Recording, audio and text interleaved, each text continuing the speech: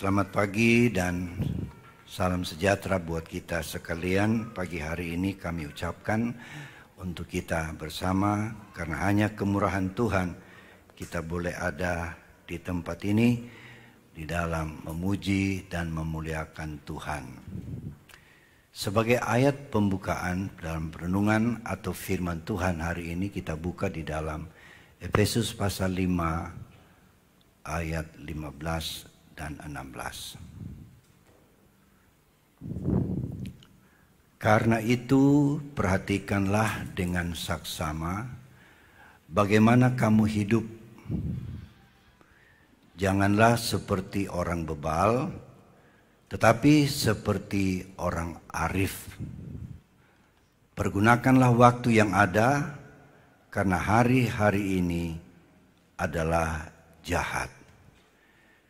Rasul Paulus di dalam menjelaskan tentang keadaan orang percaya di akhir zaman, bahwa kita perlu memperhatikan cara dan gaya hidup kita sebagai orang percaya, sambil memperhatikan dan mempergunakan kesempatan ataupun waktu yang Tuhan berikan kepada kita.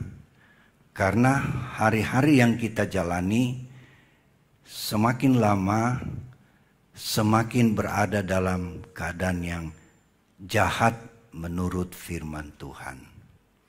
Dan apa yang dikatakan firman Tuhan pasti tidak meleset. Bahwa keadaan yang kita sedang lihat, kita sedang alami hari-hari ini, saudara-saudara, keadaan yang begitu kadangkala mencengangkan kita. Karena kejahatan yang begitu luar biasa. Kalau kita mengikuti seluruh pemberitaan, segala sesuatu yang terjadi di sekitar kita, atau di negara kita, ataupun di negara-negara lain, kita melihat dunia kejahatan begitu semakin meningkat. Kalau ini terjadi, bahwa firman Allah tidak pernah gagal.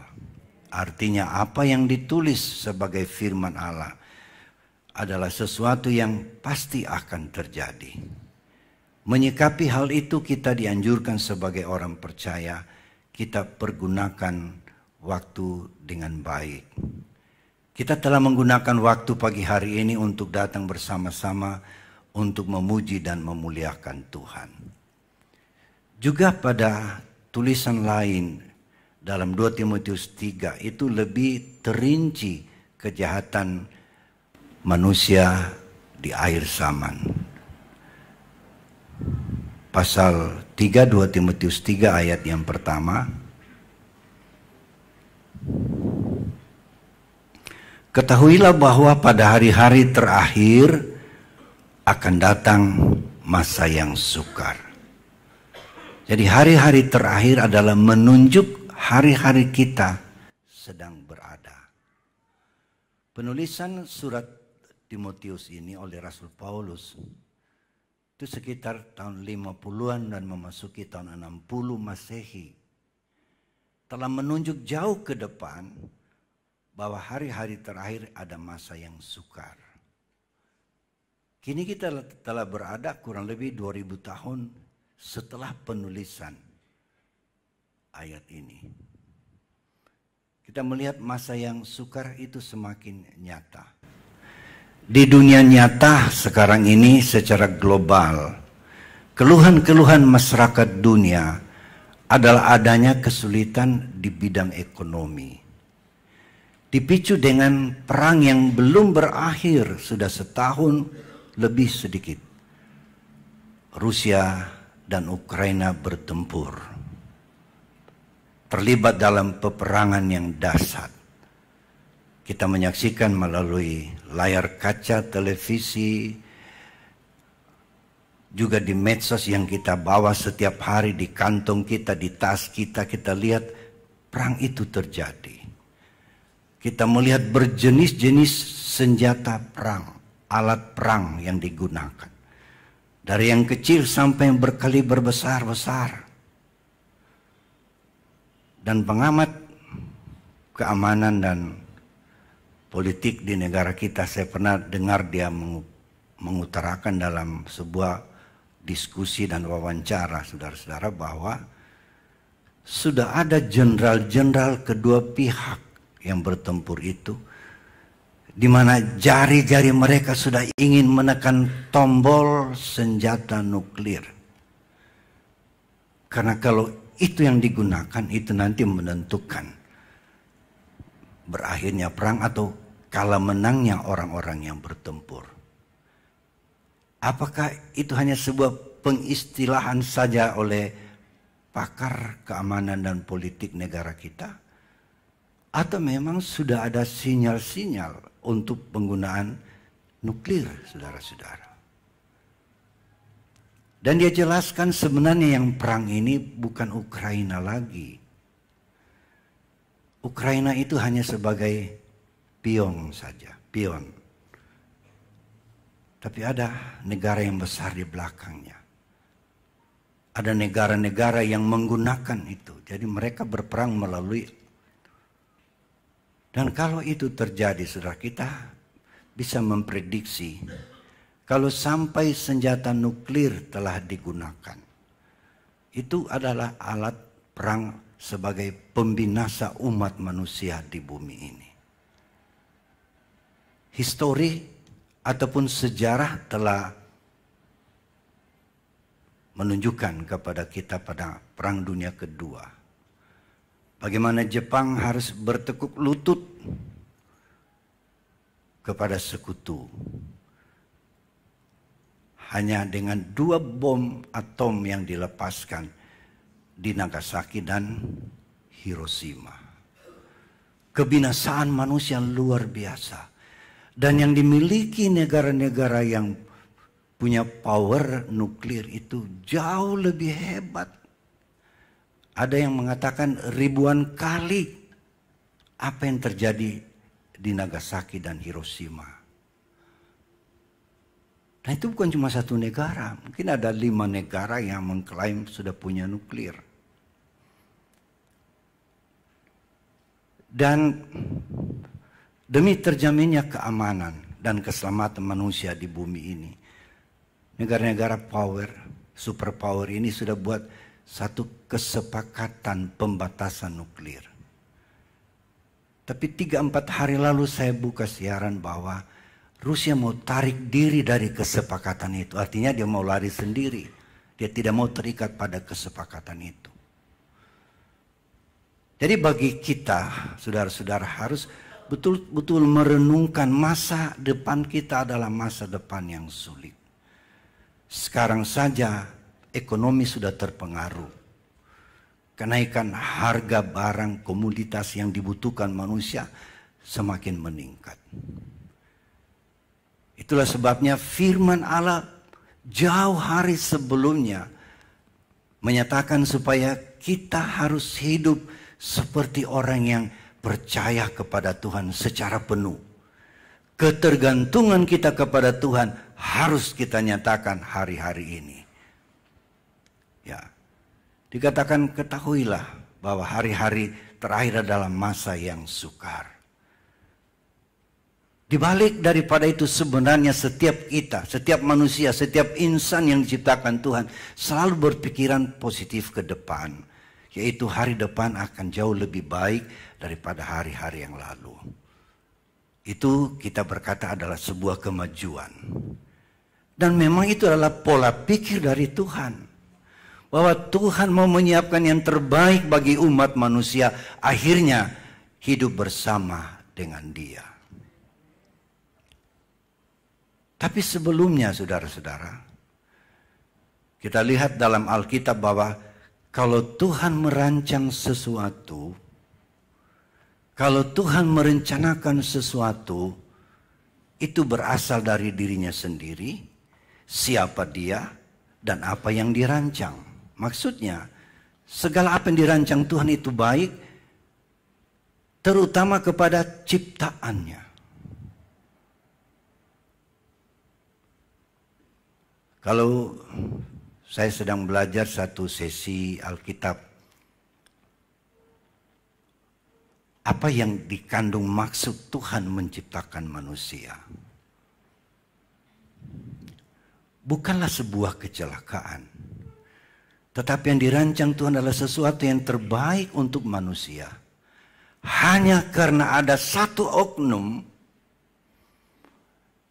yang sudah melawan Tuhan, itulah penghulu malaikat yang diberi nama Lucifer, yang kemudian sekarang dia adalah iblis. Dan menyeret banyak malaikat-malaikat untuk turut bersama dia melawan Tuhan. Dan untuk melawan Tuhan, saudara-saudara, manusialah yang sekarang menjadi sasarannya yang empuk untuk melawan Tuhan. Ya mungkin sama dengan Amerika melawan Rusia, dia pakai Ukraina, saudara-saudara. Iblis pun demikian, mau melawan rencana Tuhan, tapi dia fokuskan kepada kita manusia. Adam dan Hawa jatuh dalam dosa. Dan akhirnya kita semua keturunan Adam dan Hawa telah hidup dalam dosa. Hanya puji Tuhan, Allah tidak berhenti pada kerusakan itu. Tapi Allah langsung melakukan sebuah terobosan penyelamatan bagi manusia.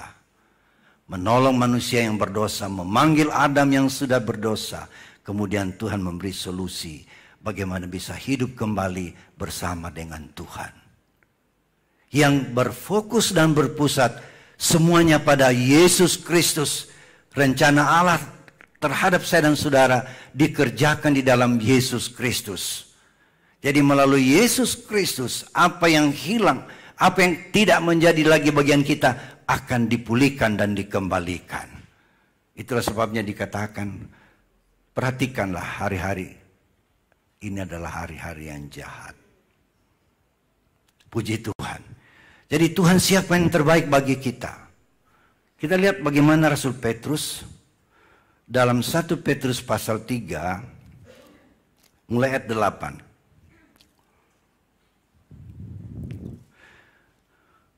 Dan akhirnya hendaklah kamu semua seia sekata, seperasaan, mengasihi saudara-saudara, penyayang dan rendah hati.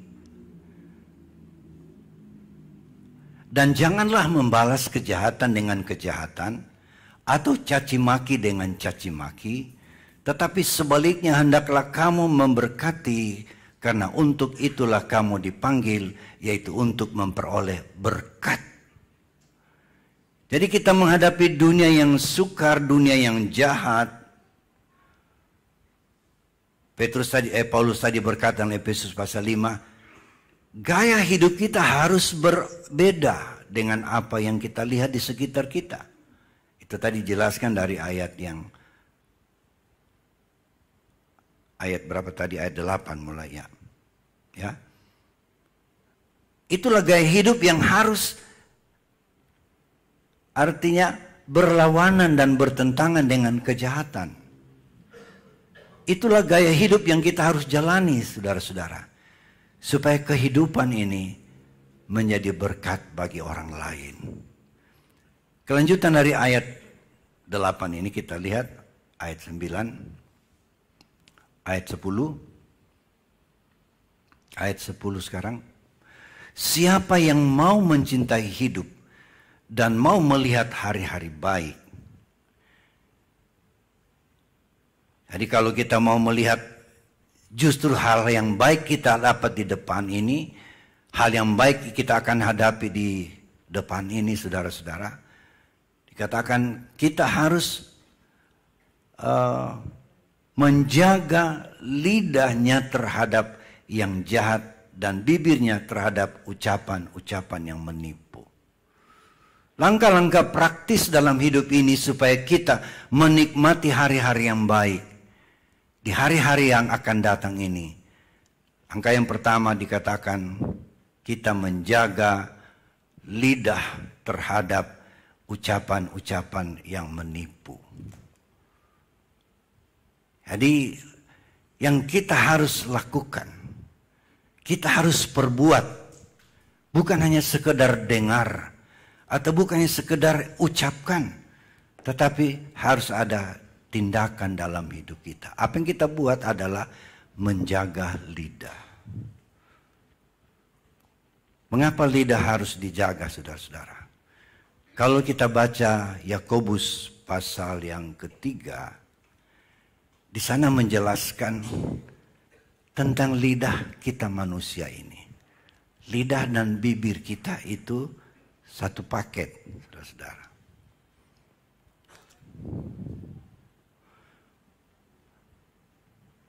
Lidah dikatakan adalah sebuah dunia kejahatan. Dan justru karena itu, kalau manusia tidak pernah salah lagi dengan lidahnya, maka itulah sebuah kesempurnaan. Coba kita membaca pasal 3 dari Yakobus, mulai ayat yang pertama. Saudara-saudaraku, janganlah banyak orang di antara kamu mau menjadi guru. Sebab kita tahu bahwa sebagai guru, kita akan dihakimi menurut ukuran yang lebih berat. Jadi kami yang pembicara-pembicara ini yang mengajar firman Tuhan, itu tuntutannya lebih berat daripada orang yang diajar. Karena apa yang kita ajarkan, apa yang kita ucapkan, kita akan pertanggungjawabkan. Seperti pada minggu-minggu kemarin kami berbicara, bagaimana kita harus siap sedia memberi pertanggungan jawab kepada setiap orang yang bertanya kepada kita tentang keselamatan yang kita yakini dan kita percayai. Demikian pula dengan menggunakan lidah kita. Jadi memberi pertanggungan jawab, ya pasti kita memakai lidah kita. Karena kita dituntut, saudara-saudara, tidak hanya menjadi pendengar atau pemberita, tetapi menjadi pelaku-pelaku firman. Paulus secara gamblang pernah berkata begini, aku melatih tubuhku supaya jangan sesudah aku memberitakan firman, aku sendiri tertolak. Jadi kita harus menggunakan lidah kita. Kita lihat ayat yang kedua. Sebab kita semua bersalah dalam banyak hal. Barang siapa tidak bersalah dalam perkataannya, ia adalah orang sempurna, yang dapat juga mengendalikan seluruh tubuhnya. Ayat 3. Kita mengenakan kekang pada mulut kuda sehingga ia menuruti kehendak kita. Dengan jalan demikian kita dapat juga mengendalikan seluruh tubuhnya. Jadi lidah harus dapat dikendalikan. Kuda bagaimanapun liarnya, bagaimanapun cekatannya, saudara-saudara, kalau kuda itu sudah dijamah tangan manusia, sudah dilatih, kemudian sudah jinak, kemudian dia untuk digunakan dalam semua keadaan, saudara-saudara, kita harus memasang kekang pada mulutnya. Dan itu kita bisa mengendalikan dia. Itu dianalogikan dengan lidah kita. Kalau terkendali lidah kita, saudara-saudara, maka kita bisa berguna dalam segala hal. Kuda kalau sudah dipasang kekang, saudara sudah bisa menarik dokar, menarik bendi, menarik gerobak, ataupun menjadi kuda tunggangan, karena dia sudah dikendalikan. Berikut ayat yang keempat. Dan lihat saja kapal-kapal walaupun amat besar dan digerakkan oleh angin keras, namun dapat dikendalikan oleh kemudi yang amat kecil, menurut kehendak jurumudi. Jadi kapal akan tiba di pelabuhan yang dituju kalau kemudi digunakan dengan baik. Bukankah kita sedang berlayar menuju ke sorga? Maka kita akan tiba di pelabuhan itu kalau hidup kita dikendalikan dengan baik. Puji Tuhan. Dan seterusnya saudara. Nanti saudara pulang di rumah dan baca bagaimana pentingnya lidah kita kendalikan. Kita kembali kepada Petrus tadi, 1 Petrus pasal yang ketiga.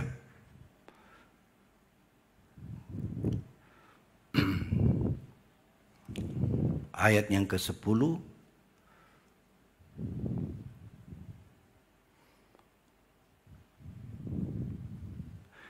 Ya, ayat yang ke-11. Sekarang ayat yang ke-11. Adakah sumber memancarkan air tawar? Bukan Yakub, Petrus 3 ayat 11. Ia harus menjauhi yang jahat dan melakukan yang baik. Ia harus mencari perdamaian dan berusaha mendapatkannya. Jadi selain lidah kita kendalikan.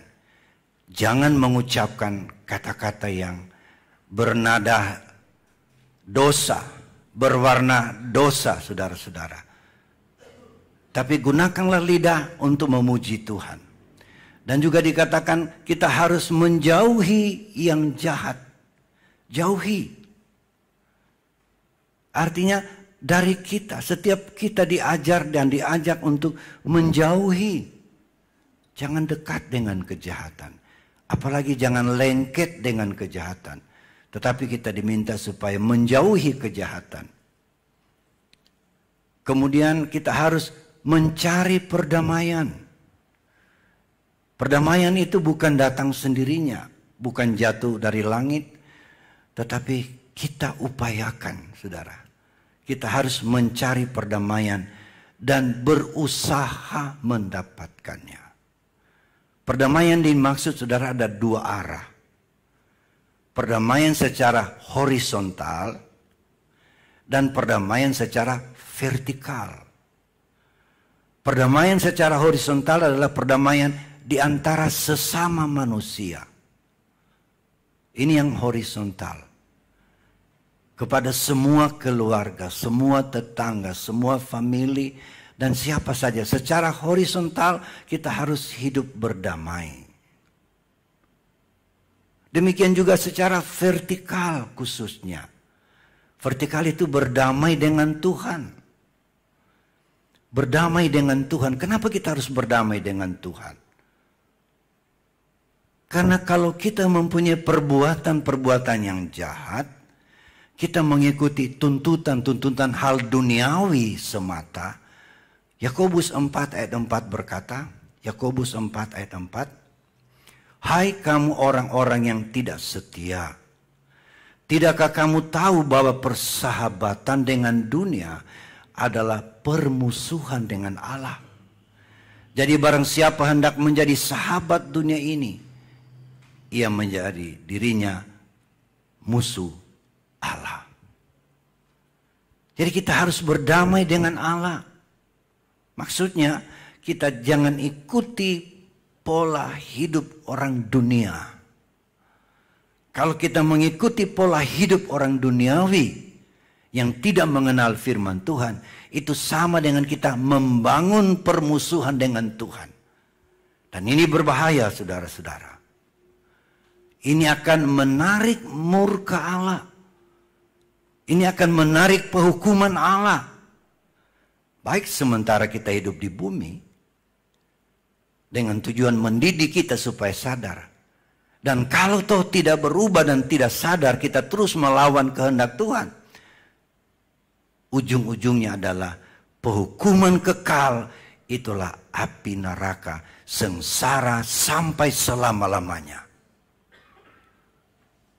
Kalau orang sudah masuk neraka, tidak ada lagi kesempatan untuk keluar. Seperti yang diajarkan oleh orang-orang lain. Nanti kalau sudah cukup masanya dia sengsara, nanti diambil lagi masuk neraka. Alkitab tidak menulis itu. Neraka adalah penghukuman kekal selama-lamanya.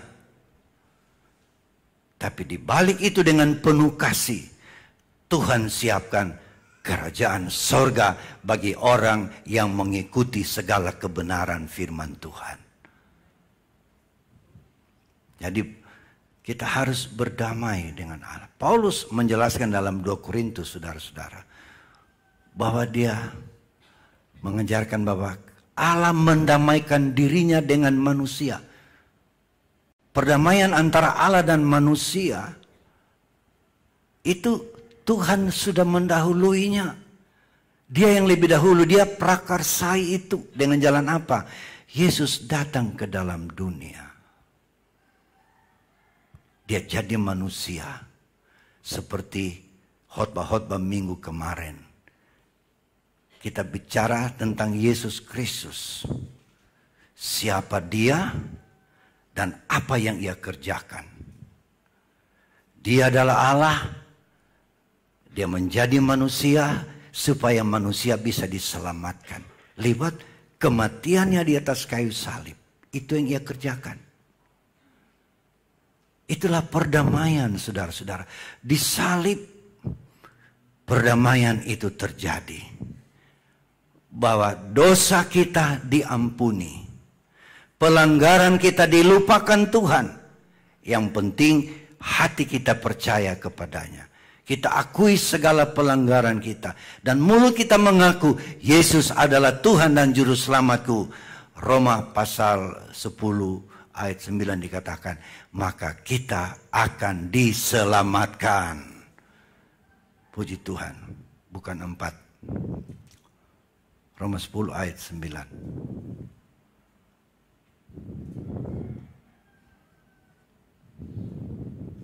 Roma 10 ayat 9. Karena sudah tampil di situ.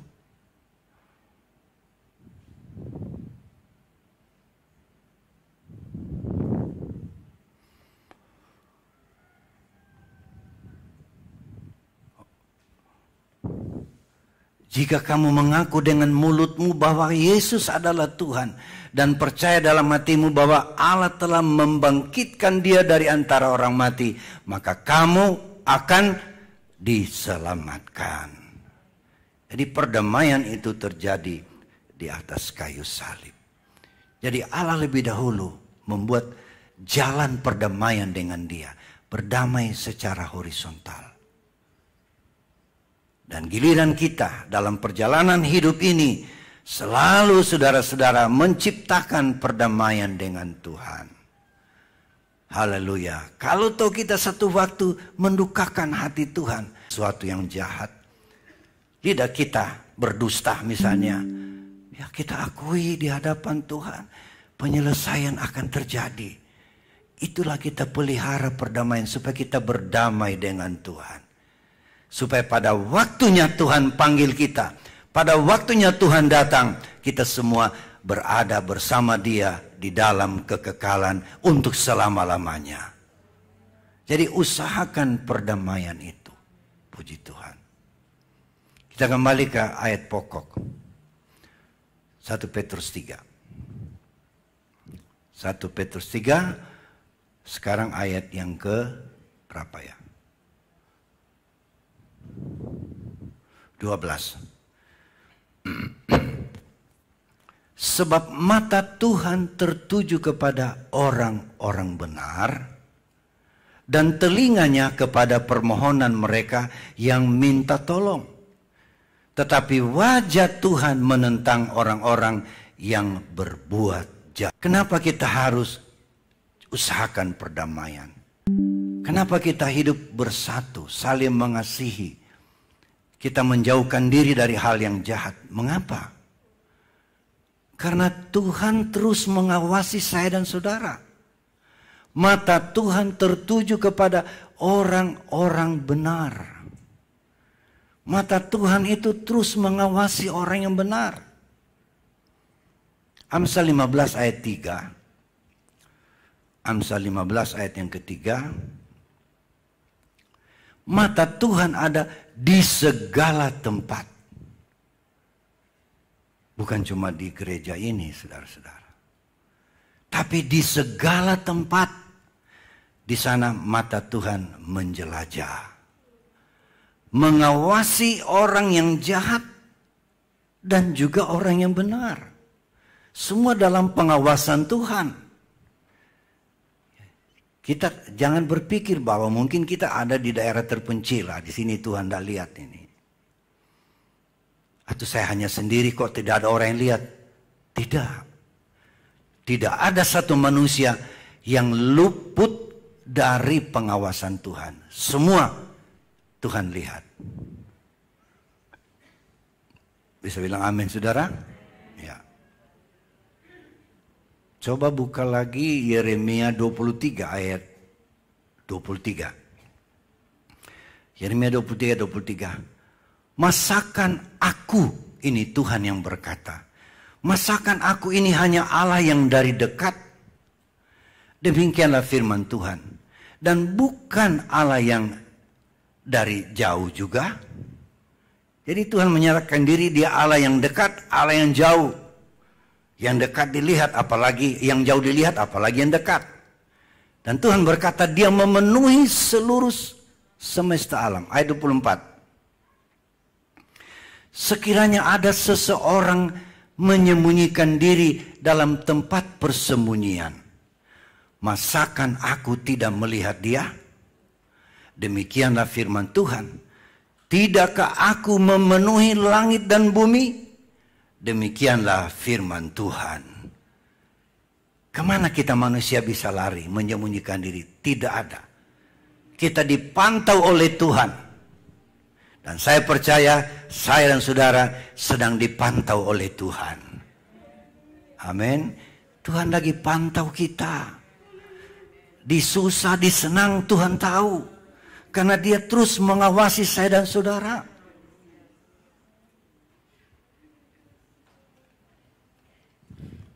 Ada satu ayat dalam kitab Tawari.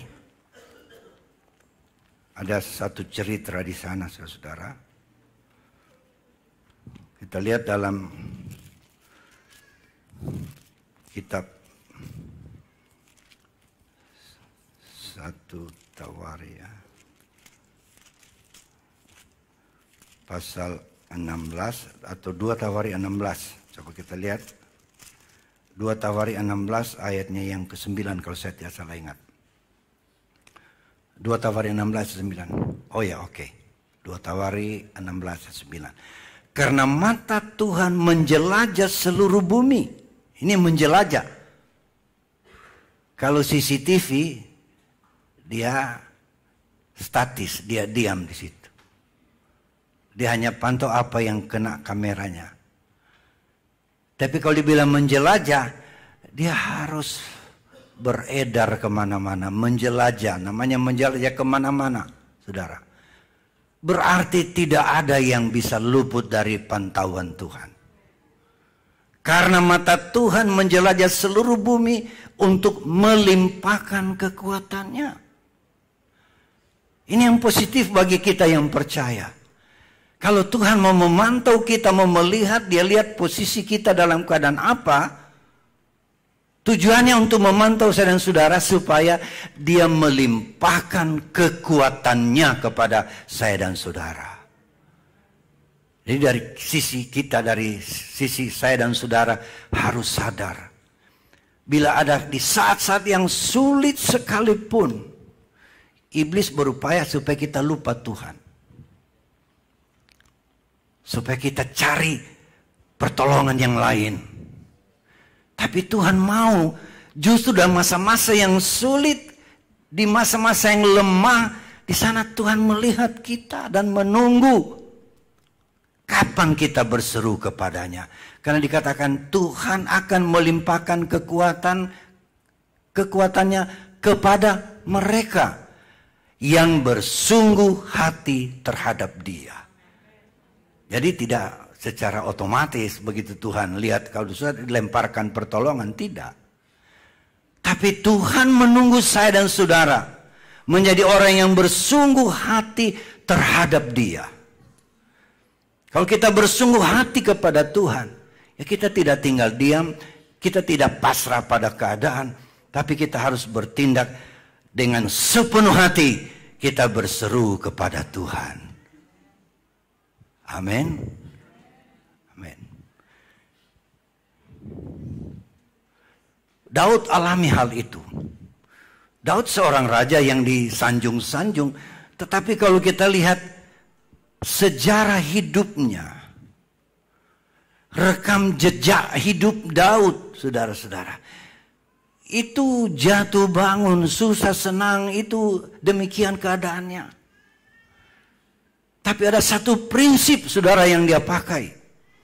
Misalnya kita lihat di dalam Mazmur 27, mungkin ayat 17 atau 14 mulai, supaya tidak terlibat. Mazmur 27 ayat 14. Nantikanlah Tuhan, kuatkanlah dan teguhkanlah hatimu. Ya, nantikanlah Tuhan. Ayat 15. Tidak ya? Kita mungkin ayat 7 atau 6, mulai dari 6. Mazmur 27. Maka sekarang tegaklah kepalaku mengatasi musuhku sekeliling aku.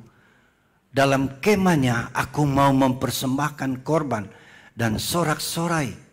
Aku mau menyanyi dan bermazmur bagi Tuhan. 7. Dengarlah Tuhan seruan yang kusampaikan. Kasihanilah aku dan jawablah aku. 8. Hatiku mengikuti firman-Mu. Carilah wajahku, maka wajah-Mu ku cari ya Tuhan. Jadi kalau kita baca ayat sebelumnya, adalah kesukaran-kesukaran yang Daud alami. Dan dia yakin firman Allah yang ditulis sebelumnya dalam kita baca tadi, bahwa Allah sedang menjelajah melihat setiap orang, di mana Tuhan mau melimpahkan kekuatannya kepada mereka yang bersungguh hati berseru kepada Tuhan. Dan itulah sebabnya Daud berkata, aku ikuti firman-Mu. Dikatakan, carilah wajahku, maka wajah-Mu ku cari ya Tuhan. Tadi kita sudah baca dalam 1 Petrus 3. Bahwa wajah Tuhan menentang orang yang berbuat jahat. Tetapi wajah Tuhan akan memberikan pertolongan, saudara, kepada orang yang bersungguh hati kepada Tuhan. Itulah sebabnya bagi orang Israel Tuhan bilang kepada Musa. Musa bilang sama Harun, berkati itu bangsa Israel. Berkati. Berkati. Dengan jalan apa? Mari kita lihat ucapan memberkati umat Tuhan. Itu dalam Bilangan 6. Hampir tiap atau setiap kali saya lakukan peneguhan nikah, ayat itu saya bacakan. Karena itulah cara Tuhan memberkati kita. Dan matanya terus menjelajah untuk melihat setiap orang yang dalam kesulitan. Tuhan akan melimpahkan kekuatannya. Dalam Bilangan pasal 6. Ayatnya yang ke 24 mulai. Supaya kita tahu bagaimana Tuhan punya isi hati kepada manusia yang bersungguh hati kepada Dia. Kita mundur ke ayat 23 atau 22. Tuhan berfirman kepada Musa, bicaralah kepada Harun, itu abangnya yang menjadi imam besar, dan anak-anaknya. Itulah keluarga-keluarga imam yang melayani orang Israel secara keseluruhan. Beginilah harus kamu memberkati orang Israel. Katakanlah kepada mereka. 25. Tuhan menyinari engkau dengan wajahnya Jadi wajah Tuhan adalah bicara keberkatan dari Tuhan. Kalau kita mencari wajah Tuhan, berarti kita merindukan berkatnya Tuhan. Tuhan menyinari engkau dengan wajahnya dan memberi engkau kasih karunia. 26. Tuhan menghadapkan wajahnya kepadamu dan memberi engkau damai sejahtera. Dari wajah Tuhan memberikan berkat. Wajah Tuhan memberikan damai sejahtera. Ayat 27. Demikianlah harus mereka meletakkan namaku atas orang Israel, maka aku akan memberkati mereka. Puji Tuhan. Itulah sebabnya Daud berkata, Tuhan, aku mencari wajah-Mu karena firman-Mu demikian. Puji Tuhan. Karena wajah Tuhan dan mata Tuhan menjelajah ke seluruh dunia, mencari orang yang perlu pertolongannya. Wajah Tuhan berarti persekutuan dengan Tuhan. Kita ambil bagian dalam perjamuan hari ini. Karena kita ingin merasakan bagaimana cahaya wajah Tuhan yang memandang saya dan saudara sebagai umat-umat ketebusannya, sebagai anak-anaknya, dan sebagai mempelainya yang bila Yesus datang, Anda dan saya dikatakan sebagai mempelai Tuhan. Haleluya.